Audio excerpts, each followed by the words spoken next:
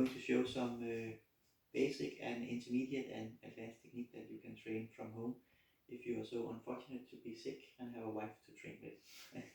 Okay, we look at some basic attack and defense. Very basically, if the person standing up, then you have lapsa where you can punch here and low and high. So if the person attacks you with lapsa and wants to hit you high or even low, now how some basic defense. So when this person is attacking, you can go forward like this. So this, you have to hide behind your own arm. If she tries to turn you and make this shoulder come back, you have to keep this shoulder forward. So when she attacks, you have to keep this forward and go forward and protect yourself in all three heights at the same time. So you have to protect in the middle, in the high area, and in the low area. And then you have to have a follow-up. So when she attacks, you have to be able to change. So the defense become offense. So it looks like this, and this. So you step on toe, or you kick, whatever you want. This one goes forward here, this one goes forward here. Shoulders has to be in line. This here can be a little difficult. So this one circles around you, cross your arm, press down, and you can hit. This is one way, basic. If she hits low, you have to hide behind your own arm, put this one forward, and she's open in the face. So just this one goes down and protect your own, and you can attack it. This is basic Wing Chun, Sanjido, whatever. Now a little bit more advanced, you can call it intermediate. That could be how to lock someone in, and this is always, if there's resistance, it will become very advanced, but let's just talk about basic locking. So when she grabs and she wants to attack, now my first priority, now it becomes a little bit more advanced. I have to have her shoulder over here, back, so like this. So this hand has the longest way to hit me. That is my first priority. So when she grabs, I have to pull a little bit so this line become longer, and I can grab her wrist and I can make a basic lock. This is basic, but the first, when you want to make a lock like this, you have to have not to be hit by this one. So when she wants to attack, you wants to keep or even balance. If she tense up in the body and she wants to keep this one forward, many times when you want to pull, instead she loses her balance. This is okay. This is just another principle where you take the balance instead. This is also okay. It also stops the energies here, but if she's not that tense, you can I have to move, and I turn my back to. So we have to have, instead of the, okay, take the other side, I have to have this shoulder here back, and then I can make the lock. So when she attacks, I have to have this shoulder back, and I lock. Now if she compress her whole body and tense up, then yes, it will be a balance breaking instead, and she will have some problems. This become very advanced. You can see I can almost stop this hand from hitting even though I don't touch it, just by checking her balance. And when she contact, and if she tense up, this become very difficult to hit with, but also it becomes very advanced. So you probably won't have success with this one without training a lot of balance breaking and a lot of other stuff. So in basic, if she wants to grab here and she doesn't tense up all her body, but just want to pull with this one, then I can, and she tense up, don't tense up, then I can pull this shoulder back. And this is the technique that comes. If the energy is that she tense up, then it will become balance breaking, and this one will stop.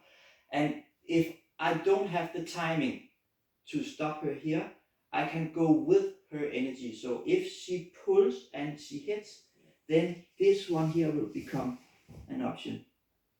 Yes, so I actually just go with her force here, and I have to stop this force here, and I can block her leg here if I want to. So this is also a possibility. Yes. Another thing you can play with at home is if yeah. Huh? Yeah, det kan man nemlig. Okay, we can also look a little bit at the legs. You can play a little bit around with the legs.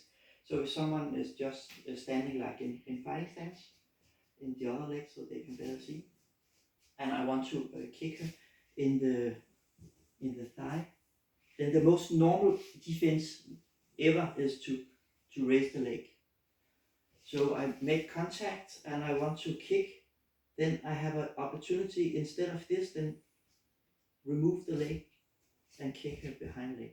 So it looks like this. It is like a rhythm. You kick here and here. So this is also very funny. You can also use the hands. So cover up with this one.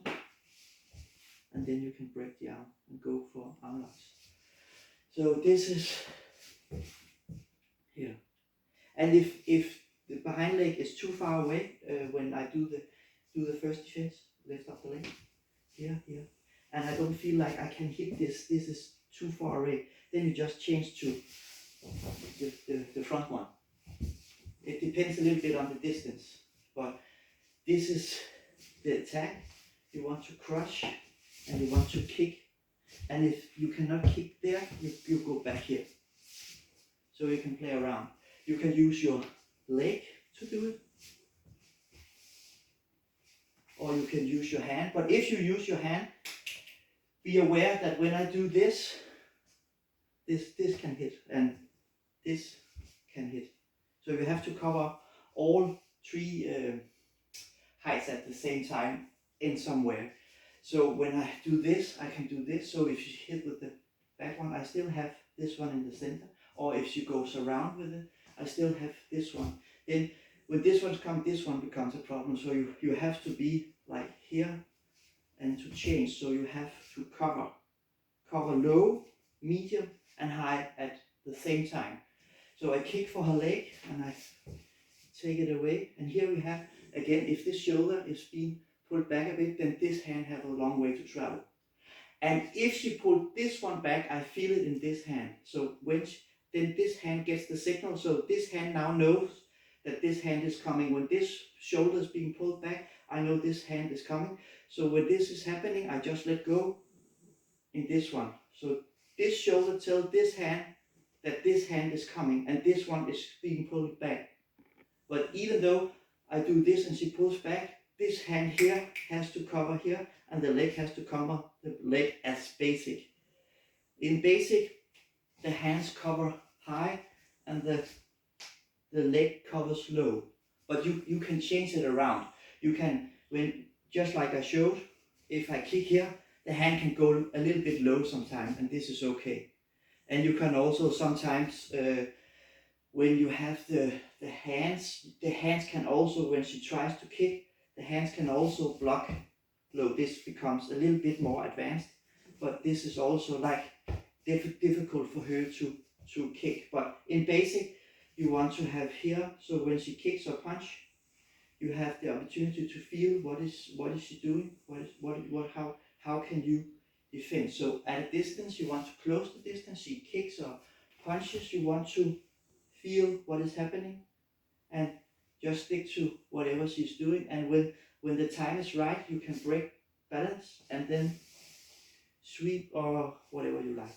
Okay, so this was some free training here from play around with the energy and be always aware that when there is a resistance or even a defense against your offense energies wise, you have to change your own attack or defense to make it not force against force. This is the most difficult part to master, not to go force against force. A very basic example against force is when she raised the leg, when I kick, and then we just kick the legs to shin. This is a basic way to go force against force, and it hurts like very much. So like BBS. So when instead of kicking directly against force, I change the angle, so it becomes this way. It becomes a very soft sweep. So instead of just going for this part and it goes clunk, I change the angle to over here. So it becomes a sweep, either with the hand, or you can do it with the leg. But there is no force against force. You want to get rid of the opponent's force, or use the force against them, and somehow, if possible. So I kick and I want to feel where is the opponent, and a little bit off balance, and then you can sweep, or you can kick, or you can hit a basic weight or more advanced weight. Okay, thank you.